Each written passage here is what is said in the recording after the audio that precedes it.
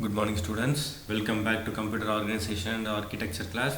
In this class we are going to discuss about the direct memory access, that is DMA. We will see what is DMA. The data transfer between a fast storage media such as a magnetic disk and memory unit is limited by the speed of CPU. Thus, we can allow the peripheral devices directly communicate with each other using the memory buses, removing the intervention of CPU. This type of data transfer technique is known as DMA or direct memory access. So, here the peripherals, input output devices, here the CPU, here the memory. Everything is controlled by the CPU. If you want to transfer a data from input devices to memory, there is a CPU. So first the data is transferred from input output devices to CPU, then CPU to memory, or from memory to CPU, or from CPU to input output devices. So this is the process that is done regularly. But now, without the involvement of CPU, we are directly going to access the input output devices. That is, we are going to transfer the data directly from input output devices to memory, or memory to input output devices. That process you call it as direct memory access, that is without the involvement of CPU. We are going to transfer the data directly between the input output devices and the memory. That process you call it as direct memory access or DMA. So that is what here they have said. Thus we can allow the peripheral devices directly communicate with each other using the memory bus, removing the intervention of CPU. Okay, we are going to directly communicate with each other, that is input output devices and memory, without the CPU, by using the memory buses. That you call it as a direct memory access. Directly the input output devices accessing the memory, that you call it as direct memory access. DMA or direct memory access. During DMA, the CPU is in idle state. That means it is in idle state and it has no control over the memory buses. That is, the control is given to the DMA controller. The DMA controller takes over the buses to manage the transfer directly between the input and output devices and the memory unit.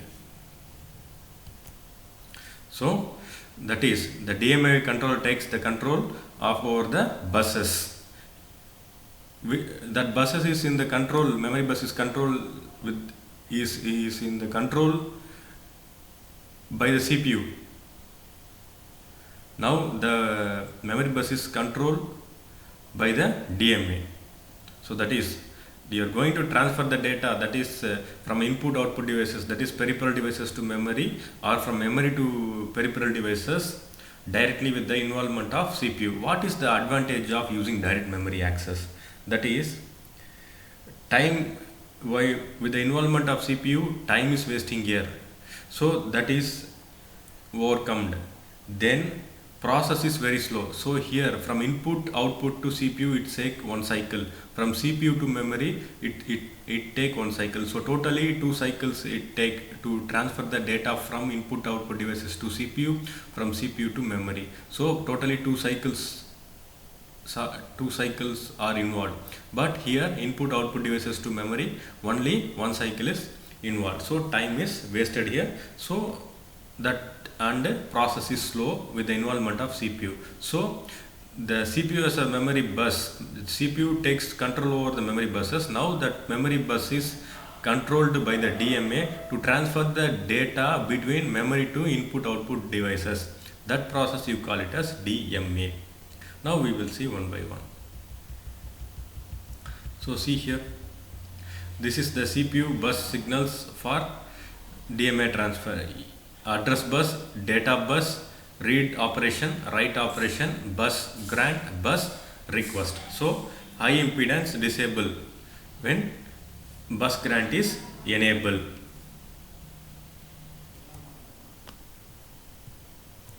Now First we will see about bus request. It is used by the DMA control to request the CPU to relinquish the control of the buses. That is, what is the use of bus request means? So the bus is in the control of CPU, that is memory bus. So the DMA takes that control from the CPU. That is, it is used by the DMA controller to request the CPU to relinquish the control of the buses. Now, bus grant. It is activated by the CPU to inform the external DMA controller that the buses are in the high impedance state and relinquish DMA can take over the control of buses. So, now the bus grant means it is activated by the CPU to inform the external DMA controller that the buses are in, that is, high impedance state.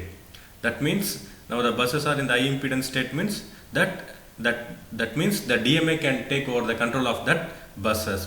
Once the DMA has take the control of that buses, it transfers the data. Now the buses which are in the control of the CPU, that is, now the CPU is in the idle state. Now the CPU gives the permission to the direct memory access DMA to take the control over of that buses. Now the DMA can transfer the data directly from peripheral devices to the memory. So this transfer takes in many ways. Now we will see types of DMA transfer using DMA controller. First, burst transfer. The DMA returns the bus after the complete of the data transfer. A register is used by a byte count being decremented for each byte transfer, and upon the byte count reaching 0, the DMAC will release the buses. When the DMAC operates in burst mode, the CPU is halted for the duration of data transfer. So that is burst transfer means DMA returns the bus after the completion of the data transfer. After completing the data transfer from the peripheral devices to memory, the DMA returns the bus after the completing the data transfer to the CPU. A register is used by a byte count being decremented for each byte transfer, and upon the byte count reach 0, the DMAC will release the bus. When the DMAC operates in burst mode, the CPU is halted for the duration of data transfer. Now what are the steps involved? We will see that. So bus grant request time. Transfer the entire block of data transfer rate of a device, because the device is usually slower than the speed that can be transferred to CPU. Release the control of the bus back to CPU. After transferring the data, the DMA handovering the buses to the CPU. So the total time taken to transfer the n bytes is bus grant request time plus n into memory transfer rate plus bus release control time. So this is the total time taken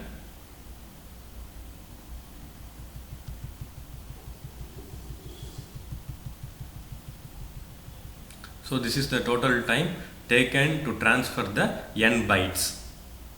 See here, it is in the milliseconds to transfer the data or preparation time. So why? So this is the formula. CPU idle blocked, CPU busy. So see here, X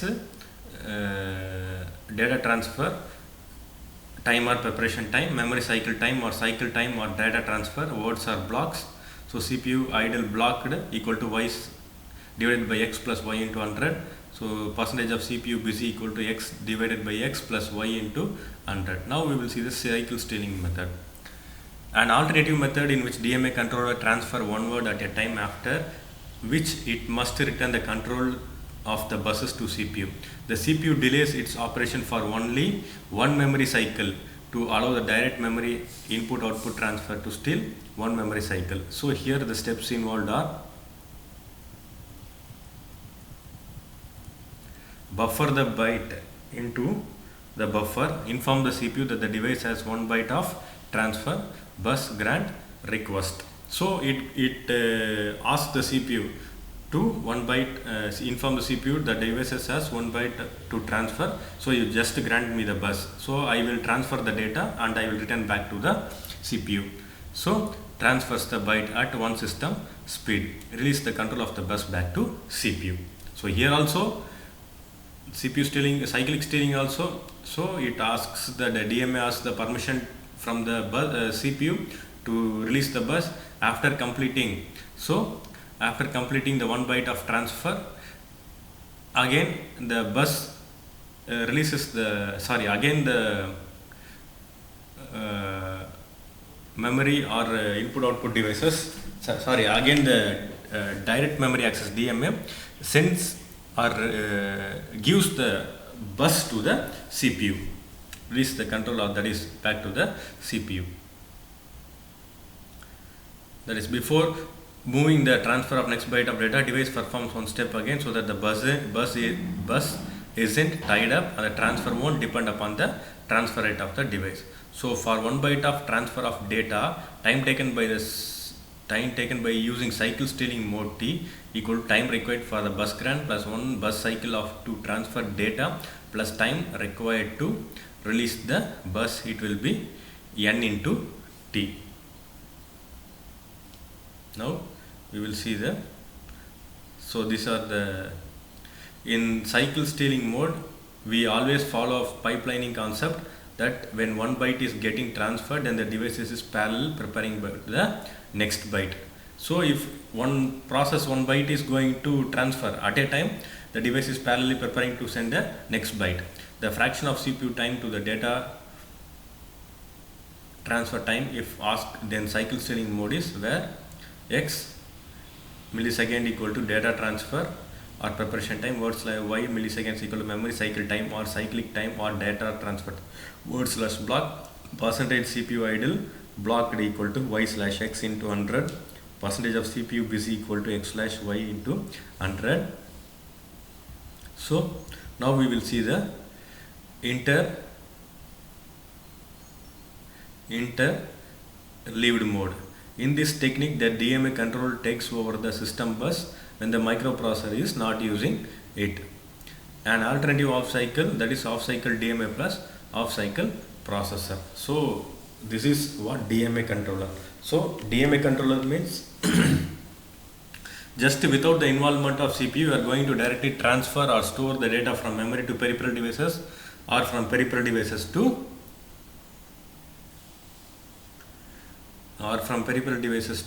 memory. So this is direct memory access. In the next class, we will see with another topic. Thank you.